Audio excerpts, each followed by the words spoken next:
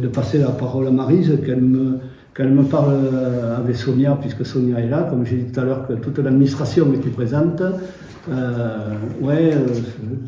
Il y a peut-être quelque chose à nous dire, Maryse. Oui, je peux. Oui, alors pour la MARPA, c'est vrai, 2025, ça sera l'année des 30 ans de la MARPA. Il ne faudra pas qu'on oublie quand même de causer du comment on va travailler cet anniversaire. Alors à ce jour, tous les logements sont occupés. Ils l'ont été tout au long de cette année d'ailleurs. Et la liste d'attente s'allonge. Financièrement, les voyants sont ouverts. Et je confirme, sauf grande catastrophe, qu'il n'y aura pas d'augmentation de prévu pour l'année 2025. Tu peux t'avancer, oui, tu avancé. Mais dire pourquoi aussi ils sont ouverts, hein, parce que au-delà de la gestion qu'on mène depuis de 30 ans, c'est parce que notre administration a fait ce qu'il fallait aussi. Oui, mais je laisserai le financier en parler. Très bien. Voilà.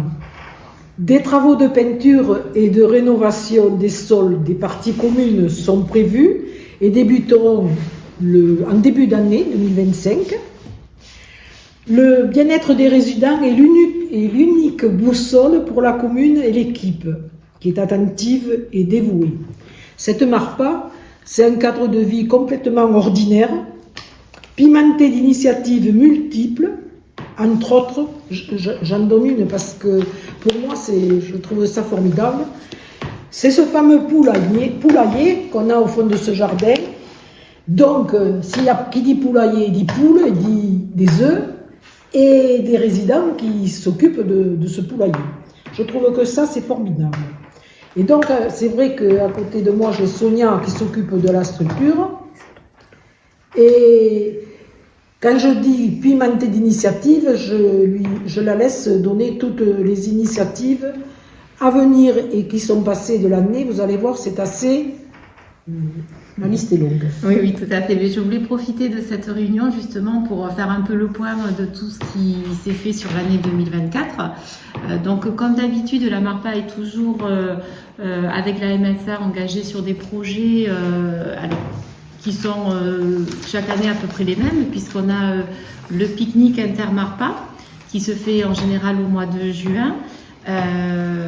On a également les défis inter-MARPA, ça va faire à peu près un an qu'ils ont été mis en place par les animatrices des MARPA. Et les mini-olympiades, voilà, qui sont un rendez-vous incontournable pour les MARPA du Lot-et-Garonne. Donc voilà, ça, ce sont vraiment les 3 événements clés que l'on partage avec les autres établissements du Lot-et-Garonne. Et à côté de ça, donc sur 2024, on a pu remettre en place le repas des familles au mois de juin. Voilà, c'était un moment très convivial qui a été très apprécié par tous. Et également, c'est la première année que la MARPA participe au marché de Noël. Donc une belle expérience aussi. Les résidents ont été participatifs. Voilà, c'était vraiment un moment aussi très sympathique. Et comme disait Maryse, voilà, sur 2025, on va continuer, voilà, toutes ces petites choses-là. Il y aura sûrement des choses nouvelles, puisqu'on manque pas d'idées et de projets, donc il y aura sûrement plein d'autres choses qui vont venir se rajouter. Et surtout, l'année prochaine sera marquée par les 30 ans de la MARPA, qui va être une belle fête. Donc là, on est en train d'y travailler, de voir un petit peu comment ça va s'organiser. Donc voilà, on s'est déjà réunis avec Monsieur Dreuil pour en discuter. Et puis voilà, je pense que ça sera aussi une belle journée. On a hâte d'être à ce moment-là. Le tourisme, là, la compétence est juste à côté de moi, à ma droite, Gisèle. Tu nous dis un peu l'histoire, puisque tu es la personne la plus compétente pour nous, sauf que samedi dernier, on a accueilli quelqu'un, M. Parayou, et il nous a parlé aussi de notre village au milieu du Lot-et-Garonne. Voilà, je te laisse la parole pour nous présenter un peu ce sujet-là. Oui, Alain Parayou, qui est raconteur de pays comme moi d'ailleurs. Voilà. Donc au niveau du tourisme, c'est vrai qu'on est bien placé. Si on regarde le bilan 2024 par rapport à 2023, en 2023, on avait l'Office de tourisme a accueilli 1748 personnes. Et malgré le déménagement lié aux travaux qu'il y a sur l'Office de tourisme, Mais cette année, il a accueilli 1734 personnes, ce qui fait une différence de 12 personnes. Donc on peut dire que malgré un mauvais temps, on a réussi à avoir à peu près les mêmes personnes que l'année dernière. Il faut savoir que malgré ces chiffres qui paraissent en baisse depuis quelques années, nous restons la deuxième destination de l'agglomération à Genèse après Agen. Voilà, donc au niveau touristique, c'est ça. C'est un village qui a un clocher d'or, c'est le seul et unique en Lot-et-Garonne. On est aussi site clunisien. On a une aire d'accueil pour les cyclo-campeurs, une halte nautique, ce qui fait qu'on a quand même pas mal de visiteurs. Moi, je sais que cette année, en tant que raconteur de pays, j'ai fait plus de 500 visites. Alors moi, par contre, c'est exponentiel parce que j'ai pratiquement doublé par rapport à l'année dernière. Donc, ça a été quand même 2024 une très bonne année à ce niveau-là. On a aussi mis en place donc le circuit des vieux métiers et je pense que les panneaux, on les aura d'ici la fin du mois de janvier. Il faut savoir que on aura avec les panneaux une deuxième chasse au trésor puisque Guy nous en a installé une au mois de juin, une chasse au trésor nature, dont les personnes qui l'ont pratiquée nous disent qu'on n'a rien à envier à Terre Aventura. Très bien. Et il y a quelque chose qui nous prend beaucoup de temps actuellement, c'est les gîtes d'étape. Le gîte. Bon, je ne sais pas si tu veux m'en parler maintenant ou à la fin, mais on va en parler peut-être maintenant. Le gîte, on ne va pas faire grand-chose. C'est l'agglo qui est maître d'œuvre sur les travaux. C'est nous qui allons le gérer, mais on devrait l'obtenir à partir de mai-juin. Voilà. Juin, oui. Et c'est vrai qu'on a été visité et que les travaux avancent rapidement. Voilà. Donc là, c'est quand même un travail important, ça va être la gestion et on a créé un emploi et à partir du 1er janvier, Christine va venir rejoindre l'équipe pour gérer ce gîte. Bon, maintenant, toujours pareil, autour de la table, pour parler plus directement, il y a quelque chose aussi, et là, Bernard en sait quelque chose, parce que... C'est que nous avons... Bon, je vais commencer par vous dire ce qui a été effectué déjà cette année. Cette année, bon, il y a les passages piétons qui ont été faits la semaine dernière. Il y en avait sur la 119 qui étaient pratiquement inexistants. Il était temps de les faire. Il a fait une période beau. Ils sont faits. C'est impeccable. Et on avait une demande de la population. Et on avait une réelle... à la pharmacie et à la sortie de la Marpa. Voilà, surtout, oui, parce que là, la sortie de la Marpa, c'était un coupe-gorge. Voilà. Alors, les passages piétons, et ensuite, la rue du 8 mai, un enduit a été fait cet été. Bon, en principe, les enduits se font l'été par les beaux jours. Et après, quelques curages de fossés. Bon, je ne vais pas vous dire tous les fossés, c'est-à-dire on intervient quand il y a des problèmes sur les écoulements d'eau. Donc, on fait les curages de fossés, on a un budget prévu là-dessus. Et maintenant, je vais vous parler de ce qu'on a prévu pour l'année prochaine. Après, ce sera quand même sous réserve des finances de la commune. Un enduit va être fait. Alors l'enduit, la route, pour vous le situer, la route qui va de la départementale aux écoles. Il y aura Charles Charrier qui est prévu aussi, un enduit. La rue Sérénus et la rue Centurion qui devait être fait cette année, mais nous avons eu un problème au niveau de la rue Centurion, c'est-à-dire que le matériel de l'agglo ne pouvait plus pas passer dans ces ruelles. Donc là, il a fallu faire appel à une entreprise privée qui a du matériel spécifique pour ce genre de ruelle. Ensuite, bon, rue Compagnon du Tour de France, ça, le derrière, c'est-à-dire derrière l'église, il y a un enduit qui va être fait. Voilà à peu près les travaux qui sont prévus.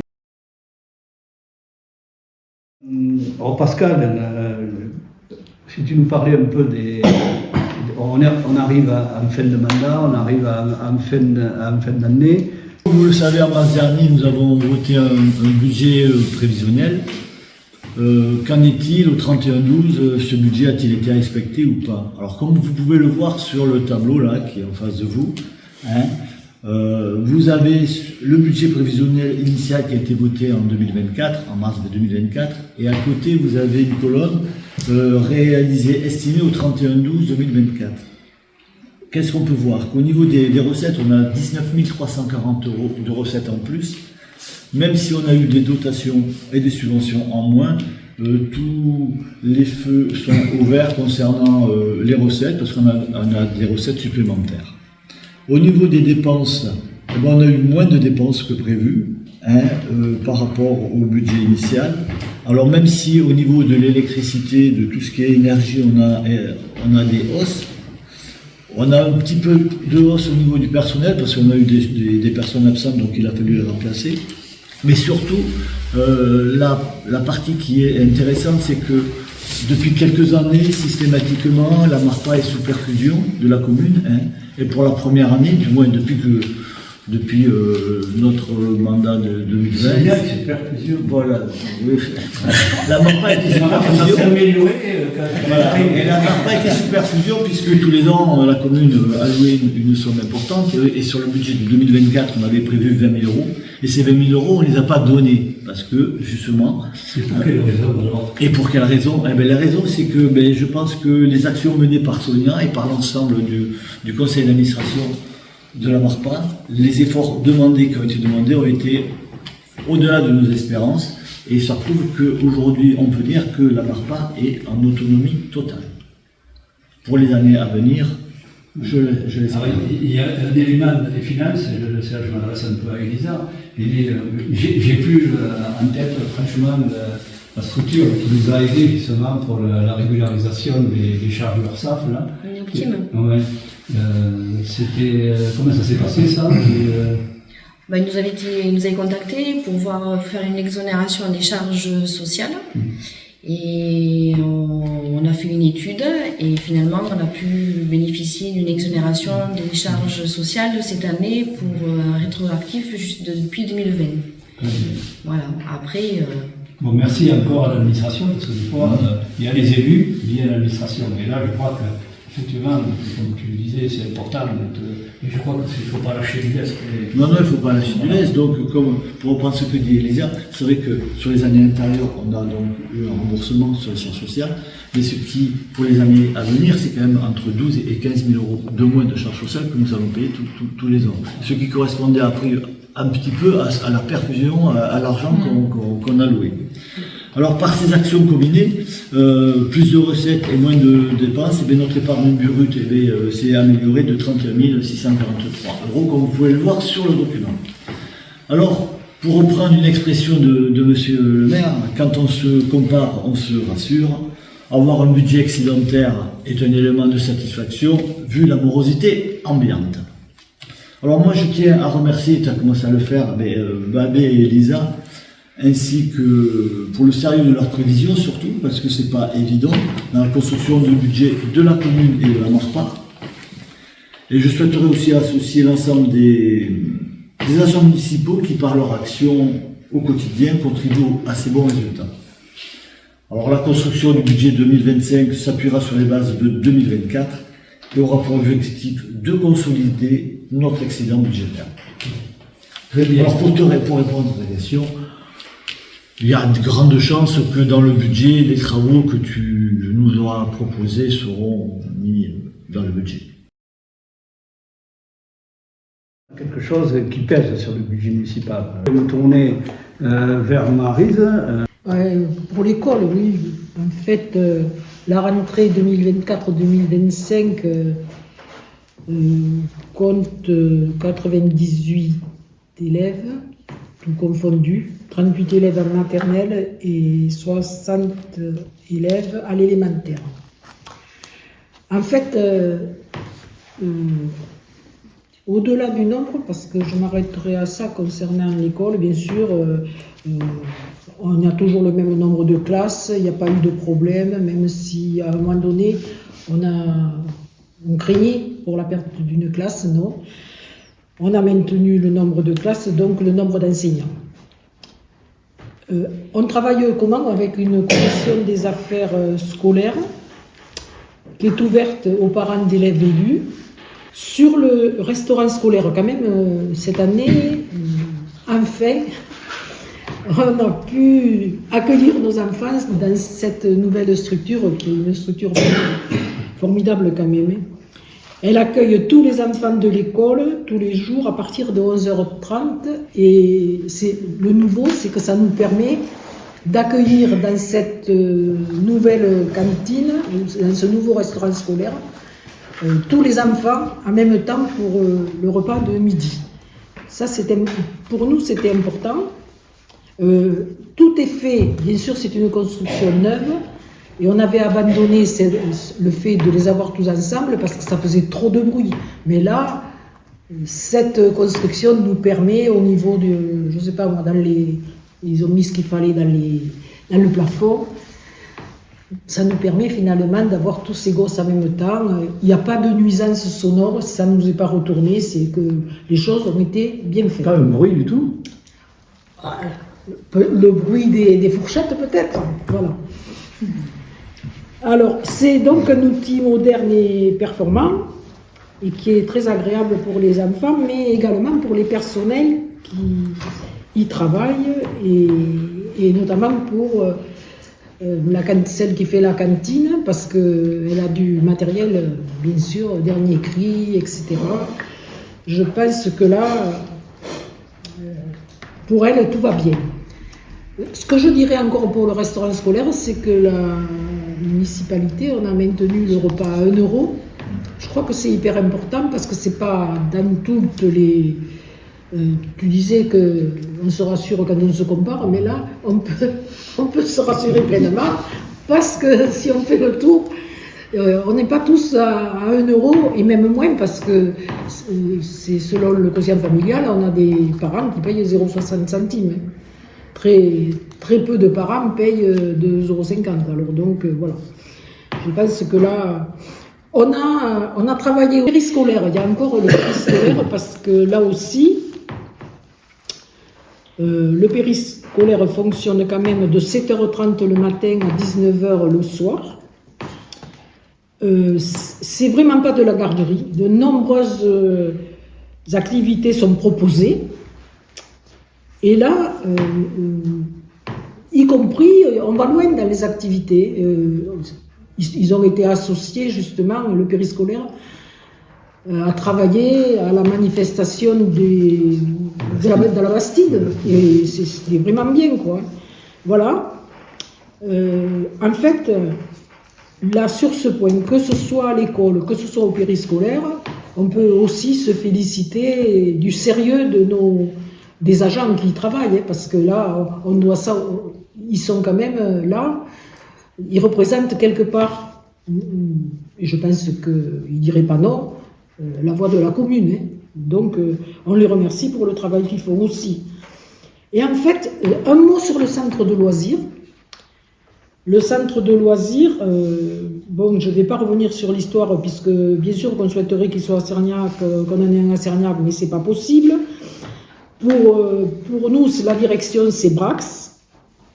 Et à Brax, il y a 16 places qui sont disponibles, avec évidemment un tarif préférentiel pour les enfants qui le fréquentent. Et qui fréquentent l'école de Sergnac, je dis bien, parce que si les parents habitent Sergnac et que les enfants vont à l'école, soit dans le privé, soit dans un autre village, ils ne peuvent pas prétendre au tarif préférentiel à Brax.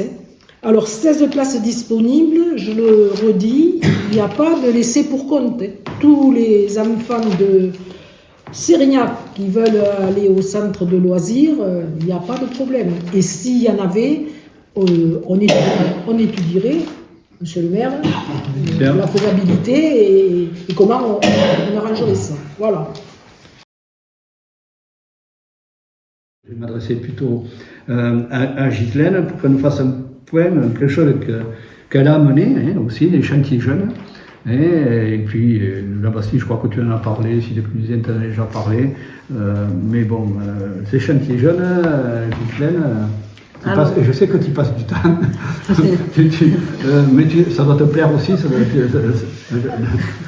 Oui, ça va, ça me plaît. Il n'y a pas que toi, hein, l'administration, je vois Elisa, tout ça, oui, tout le monde y est dedans. Hein. Oui, on a fait donc, depuis plusieurs années maintenant, on fait 2 chantiers jeunes par an, un au printemps et un en automne. Le premier cette année, mais justement, ça s'est fait à la Marpa, ça a été une première aussi, hein, puisqu'on a... on fait aussi, grâce à l'aglo, on va à des réunions sur l'intégration handicap. On a intégré des personnes qui ont des handicaps sur le groupe de chantier jeunes et ça se passe, ma foi, très très bien. Je pense qu'il est devenu la mascotte et de la Marpa et même des jeunes du chantier jeune. Donc voilà, on a une douzaine de jeunes à chaque fois. Et ça se passe bien, il y a une très bonne entente. Ils ont même créé un groupe Snapchat entre eux, donc voilà, ils continuent à se fréquenter ensuite. On a fait le deuxième chantier, c'était plutôt... Alors le premier, ça a été la rénovation du poulailler à la Marpa, plus les allées pour pouvoir se déplacer, grâce à l'aide aussi quand même des agents techniques, et ça, je pense que ça s'est très bien passé avec eux aussi, voilà. Et ensuite, ça a été, le deuxième chantier, c'était une nouvelle fresque sous le hall associatif, et il y a eu une super entente, et franchement, ça s'est très bien passé avec l'association AG1 d'Agen, voilà, donc des expériences à renouveler, franchement. Ouais, très, très bien. Et voilà. Là aussi, il y a une participation de la CAF, de la CAF et de l'agglomération. Et de l'agglomération Agen. Il faut rendre à César ce qui appartient à César. On est quand même aidés. Et peut-être que Sonia pourrait nous dire comment ont vécu comment les personnes les résidents ont vécu la venue quand même de 12 jeunes. Ah oui, ça a mis de l'ambiance à la Marpa. Une semaine bien remplie, mais c'était super sympa. C'est vrai qu'on savait pas trop comment ça allait se passer parce que c'était toute la journée de 9h le matin jusqu'à 17h le soir. Mais vraiment, les résidents ont apprécié. Ça amenait vraiment beaucoup de vie au sein de la résidence et beaucoup d'échanges. En fait, on a été agréablement surpris. Voilà, il y a des liens qui se sont créés entre les ados et puis les résidents. Et vraiment, même encore, on en a certains qui viennent à la Marpa voir les résidents, apporter des gâteaux. Enfin voilà, il y a vraiment des liens qui se sont créés. Et ça, c'est extraordinaire. Porter du muguet pour le premier muguet. Enfin voilà, ils nous oublient pas, ils continuent à venir nous voir et ça, c'est. Et il était assez vrai parce que j'ai vu que quand même les résidents étaient venus quand on faisait la fresque, ils étaient souvent venus voir les jeunes. Ouais. Oui, ils apprécient même le temps de repas quand ils viennent à la Marpa. C'est un moment d'échange et ils aiment bien. Et en plus, comme ils revoient certains qui étaient pendant la semaine de la Marpa, enfin voilà, il y a vraiment des liens qui se sont créés. Ça, c'est chouette. Ça, c'est très bien. Je voudrais quand même vraiment alors remercier l'ensemble de l'administration, que ce soit Elisa, parce que c'est un gros boulot de mise en place pour les chantiers, que ce soit Sonia donc pour son accueil, et même le personnel de la Marpa, parce que je pense que ça n'a pas été évident du tout, malgré tout, et les agents techniques, parce que s'occuper de 12 jeunes pour leur faire des travaux, je peux vous dire que des fois, il y a de l'ambiance, n'est-ce pas, Gérard? En plus, vous voulez leur faire de la boxe, alors. En plus. Voilà. Bon, très bien. Je vais revenir. Donc, on a des projets qui avancent, genre Domo France. Marc, où est-ce qu'on en est un peu de tout ça, parce que... Bon alors, c'est-à-dire que surtout le chantier de Montfrance, nous avons eu un été très pluvieux.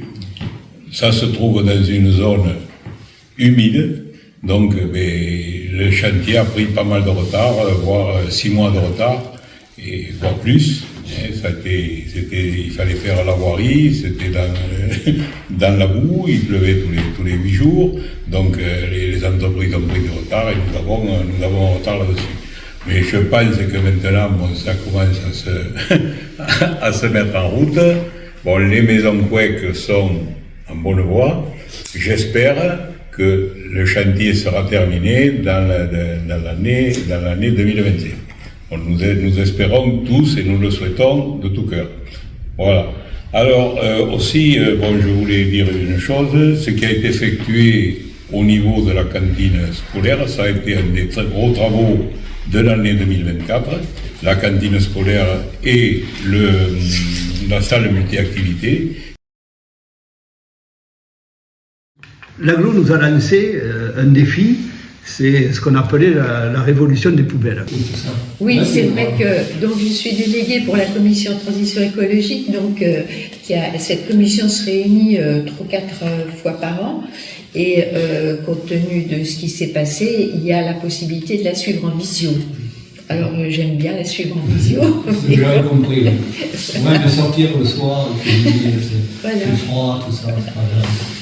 Mais effectivement, 2024 a vu cette révolution des poubelles avec une phase importante en fait supplémentaire, c'est le tri à la source des déchets, des biodéchets alimentaires.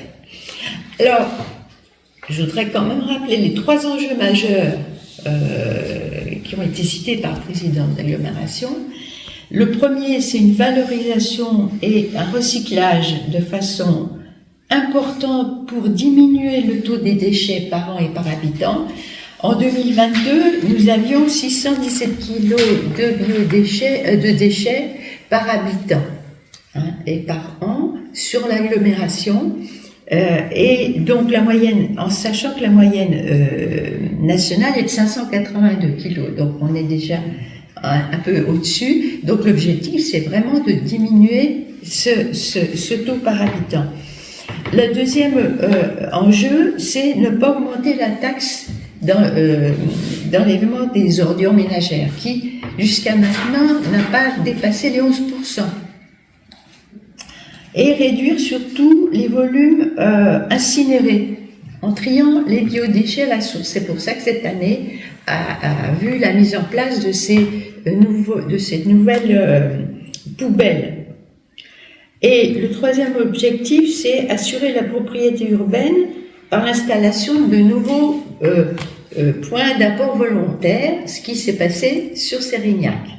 Et ça se passe bien. Voilà, oui, oui, nous avons eu, comme tu le sais, des réunions de travaux avec des agents responsables de l'agglomération qui sont venus 2-3 fois pour étudier les tournées, voilà, pour étudier le calendrier, comment faire. Et donc, ça a amené un changement de calendrier des tournées, mais chaque citoyen a été informé.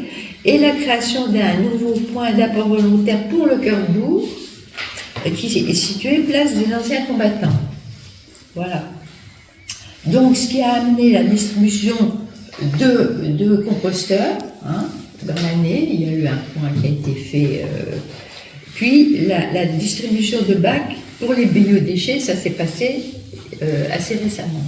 L'agglo est venue pour les dernières personnes qui n'avaient pas été mises au courant, qu'il y avait des questions à poser, qui se sont donc déplacées ici la journée pour répondre aux citoyens. Je suis encore disponible parce que en semaine, bon, ça c'est une vision de l'agglo, c'est difficile d'avoir tout le monde, mais j'ai envie de vous dire que pas loin des 2/3 des riverains qui étaient concernés ont été vus. Plus ou moins. Voilà. Donc, on peut dire, et je profite justement dans cette salle de dire ceux qui sont au cœur de la Bastide, de passer en mairie s'ils avaient encore des doutes sur le tri ou sur autre chose. Merci Théodora. Alors, tu parlais d'énergie, et nous aussi, nous en faut de l'énergie, là, surtout ce qui concerne l'urbanisme. Et ça, c'est pas un détail. Alors, avec Jean-François, moi-même, et puis Gérard, qui est là, on a fait un travail, parce que notre objectif, vous voyez, Domo France a fait des travaux sur le lotissement. Donc, il y aura 33 maisons déjà, là. 33 maisons, c'est déjà, pour les 10 ans à venir, pas mal. Et ben, nous, on a réussi dans le PLUI, à peu près, à rajouter, je crois que Gérard, tu peux nous en parler, parce que c'est à peu près 3 hectares, je l'ai fait à plus peut-être, au moins. Ouais, j'avais un peu plus pas loin de 3 hectares. Ouais. Hectares, de mètres carrés vont être distribués. Et nous, le but, c'était d'essayer de là-dedans de gratter quelque chose. parce qu'au début, sur l'ancien PLUI, nous avions beaucoup de zones à urbaniser, mais vu que ça se réduit, il a fallu en rendre. Et là-dedans, on a essayé d'en rendre le moins possible pour pouvoir toujours arriver à développer notre village, et on le développerait plutôt côté sud, entre le village actuel et l'autoroute. Donc les OAP, orientation d'aménagement programmé, c'est-à-dire les terrains qui étaient à bâtir et où il y a eu des projets, on a réussi à les conserver. Il y a des zones qui étaient en U que l'on va devoir rendre en A, c'est-à-dire qui étaient en urbanisé, et on va devoir les rendre en agricole. On est poussé à faire ça. C'est la loi qui nous pousse à faire ça. Mais comme disent les gens, on a réussi à garder un bon lot au sud de Jean Garon, où on pourra développer, donc créer de l'habitat et donc amener des familles, des enfants pour les écoles et faire marcher nos commerces. On peut dire, il y a un travail qui est fait et Jean-François partir toute la réunion à peu près à l'extérieur. La dernière, tu veux nous dire un petit mot là. Sur la dernière, nous avons noté que, disons, la réduction des terres à bâtir, ce sera entre 2021 et 2030, 52%. Puis en 2031 et 2041, 30% par rapport à ces 52. Et de 2041 et 2050, encore 30%, ce qui fera un zéro. Qui fait une stabilisation des terrains. Quelque chose qui n'est pas forcément lié à l'urbanisme, c'est le côté médical. Alors, tout ce qui est médical, c'est vrai qu'il est important d'en parler. Donc on a le docteur Maki qui est parti, comme vous le savez tous, à la retraite, c'était en juin 2024. Et on a eu un travail de fond qu'on a fait entre autres avec vous, chers collègues, mais avec Maryse, pour aller voir à Port-Sainte-Marie. On fait partie de la zone médicale de Port-Sainte-Marie. Et encore heureux, donc là-bas, il y a un cabinet médical, mais il y a une structure médicale où ils sont 8 médecins. Ils intervenaient déjà avec un docteur, je ne peux pas citer le nom, mais qui intervient auprès de la MARPA. Et puis maintenant, je pense globalement que tous les gens qui ont besoin d'un médecin, il y a 2 médecins qui interviennent sur Sérignac.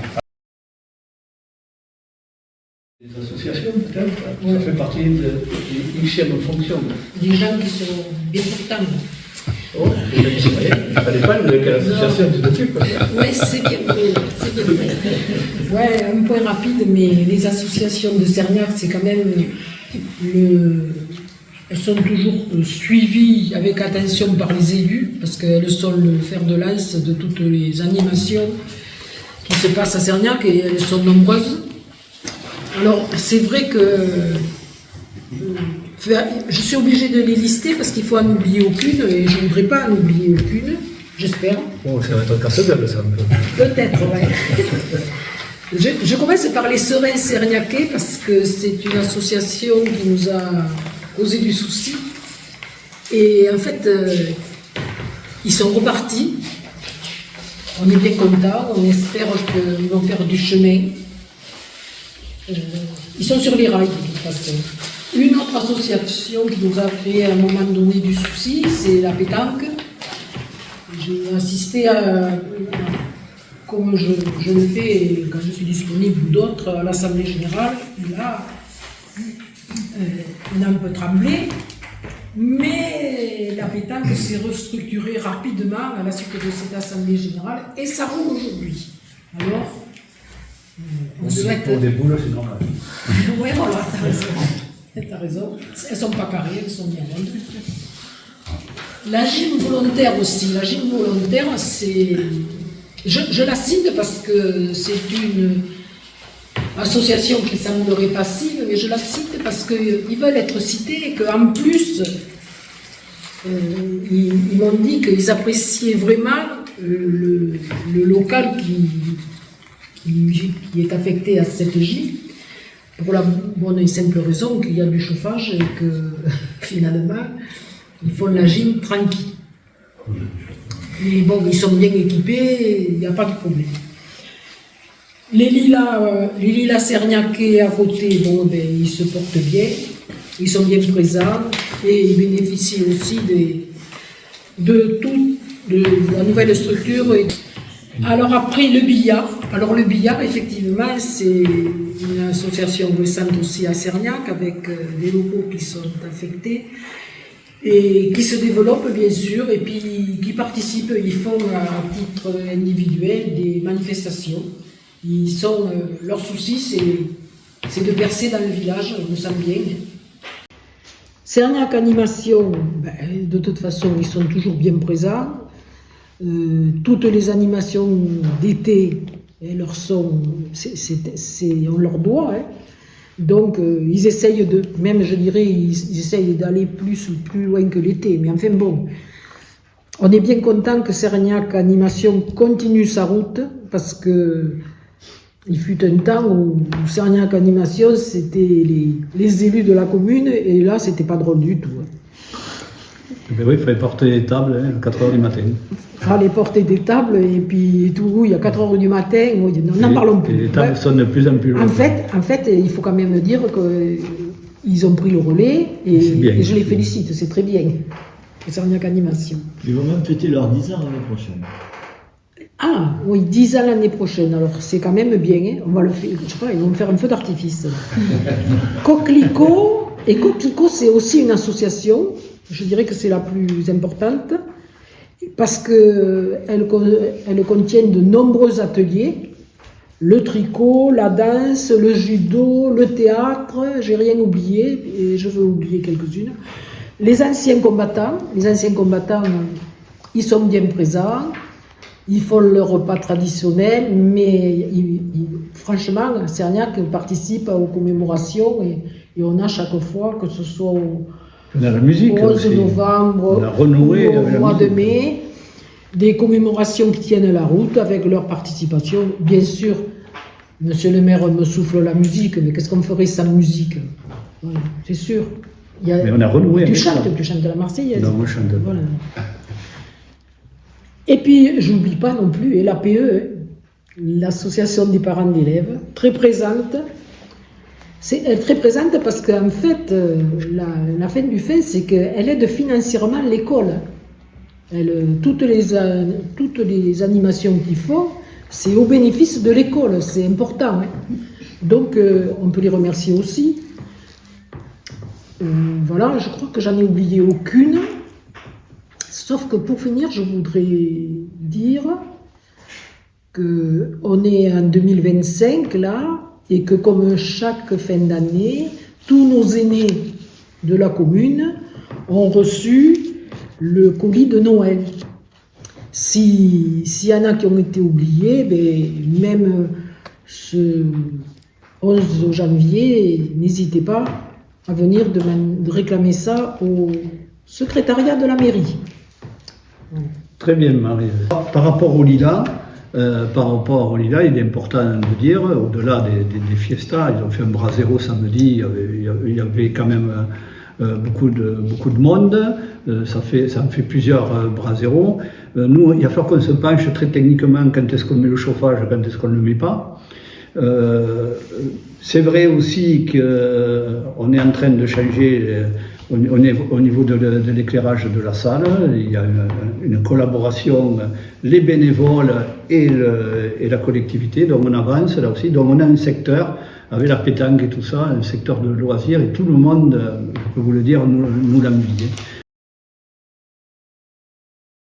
Comme je parle de tout ça, Ghislaine, on va finir un peu par toi. Et, finir en beauté. Je ne sais pas, on ne se la pète pas, s'il vous plaît. Non, je ne parle pas pour moi, c'est parce qu'on va parler de fêtes. Donc, voilà, et de communication. Voilà, Tu essaies de nous faire un package, voilà. Et puis après, individuellement, comme d'habitude, il y a des questions diverses. On a dit le basket pour Bastide en fête, effectivement, mais l'année précédente, pour les 35 ans du Clochetor, on avait, c'est les chasseurs qui avaient fait le repas, et oui, toutes les associations, quand on peut les impliquer, c'est c'est bien quand quand elles participent. Et d'ailleurs, moi, au nom de toute la municipalité, je pense, remercier l'ensemble des associations qui se sont impliquées dans Bastide en Fête, parce que ça a été quand même un gros morceau. C'est vrai que c'est une première en Lot-et-Garonne. C'est la DRT, c'est-à-dire l'ancien CDT, qui a lancé ça cette année. En fait, à l'instar des châteaux en fait en Dordogne, ils ont voulu, avec l'association des Bastides du Lot-et-Garonne, lancer cette opération pour célébrer le patrimoine médiéval du département. Pardon, et je pense que c'est quelque chose qui a très bien marché, vu le retour qu'on en a eu par la DRT et par Destination Agen aux différentes réunions. Donc il faut savoir quand même qu'on a été un peu favorisé aussi pendant toute cette préparation, puisque après la grosse réunion qu'il y avait eu dans l'hémicycle au département, toutes les réunions se sont faites sur Sérignac-sur-Garonne. Donc on avait même eu la chance d'avoir la bourse des dépliants. Enfin voilà, donc je pense qu'on a de très bons rapports avec la DRT. Et c'est des journées qui ont quand même ramené aussi pas mal de monde et de nouveaux visiteurs, puisqu'il y avait aussi une énigme qui avait été lancée par le département, qui s'appelle, c'est un grand jeu d'enquête sous forme de questions, Intrigue dans les Bastides. Donc voilà, où on a vu aussi pas mal de visiteurs passer. Ce qui a beaucoup marché, c'est des jeux anciens. Et je pense que ça a donné des idées à Sérignac Animation et à Coquelicot pour les fêtes futures. Donc voilà. Ce que je pouvais en dire, ce que je voudrais dire aussi, que parce qu'on fait, on communique beaucoup et que Christine, sur ce plan-là, je pense qu'elle est sur tous les fronts, qu'elle gère des tas de pages, que ce soit Instagram, Facebook, de la ville, Ensemble pour Sérignac. Juste un petit mot quand même, pour une commune de 1191 habitants, le site de la ville a quand même 653 abonnés et Ensemble pour Sérignac 883. Justement, je tenais à rappeler que dans le cadre de la communication de la ville de Sérignac, sur la page Facebook et Instagram, il y a plusieurs fois dans l'année des coups de cœur, et que le coup de cœur de décembre 2024 portait justement sur les lilas sérignacais. Bonjour à tous, alors voilà, je vous présente José Ruiz, le président des Lilas Sérignacais. Et nous voulions, un an après l'ouverture de cette salle multi-activité, savoir comment se passaient vos soirées et vos résultats. Merci Pascal. Eh bien écoute, après la première année d'utilisation, eh bien forcément on est super heureux d'avoir cet outil pour à la fois notre quotidien de saison de basket et nos soirées que nous pouvons organiser dans un lieu vraiment très convivial et qui a fait le bonheur de toutes les équipes visiteuses des départements et d'Aquitaine. Et bien entendu, nos petits peuvent avoir leur goûter après match. Les seniors ont leur repas après match aussi. Et dans un lieu vraiment hyper convivial. Et c'est vrai que ce projet qui était incorporé à la nouvelle cantine scolaire, eh bien, est, je crois, une très grande réussite pour le village. Et je suis très heureux que le club des Lilas puisse s'en servir de cette manière. Et vos résultats financiers, ils sont comment ? Alors les résultats financiers, eh bien, ils sont toujours bons, mais effectivement, avec ce genre de cadre, eh bien, forcément, comme on dit, la buvette avec l'appentis couvert, où les gens peuvent fumer à l'extérieur, est vraiment un point très très positif pour l'utilisation de notre buvette. Et c'est vrai que les résultats du bar sont en hausse. Bon, mais très bien. Et les résultats sportifs, quand même, c'est important. Les résultats sportifs, ils suivent leur chemin. Alors, la priorité, ça reste l'école de basket. Donc, on est toujours à côté de l'école, donc c'est une priorité. Nous avons des baby basket de moins de 7 ans et une équipe U11 sérignacaise qui a de très très bons résultats, plus nos 3 équipes seniors qui évoluent dans cette salle et qui peuvent utiliser ce clubhouse. Voilà, ici nous sommes donc dans la salle de basket avec le nouvel éclairage de la salle qui est tout à LED. Et nous avons réalisé ces travaux avec la mairie, les gens de la mairie, plus les bénévoles du basket. Voilà.